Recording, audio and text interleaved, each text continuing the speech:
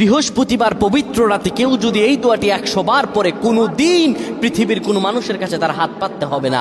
পৃথিবীর সব কিছু তার পায়ের নিচে আল্লাহ হাজির করে দিবেন।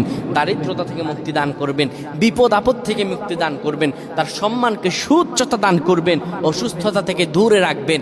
আল্লাহর অশেষ দয়া ও রহম তাকে দান করে দিবেন। সুবহানাল্লাহ। বৃহস্পতিবার রাত এটি গুরুত্বপূর্ণ রাত। এই রাত সপ্তাহে একদিন আসে। আরবিতে রাত আগে আসে, দিন পরে আসে। সুতরাং বৃহস্পতিবারের যে দিন গিয়ে রাত, এটি বৃহস্পতিবার রাত নয়, এটি শুক্রবারের রাত, এটি জুমাবারের রাত, এটি দোয়া কবুলের রাত, আল্লাহর কাছাকাছি হওয়ার রাত। সুবহানাল্লাহ। এই বৃহস্পতিবার রাত আল্লাহ তাআলা বান্দার দোয়া কবুল করেন।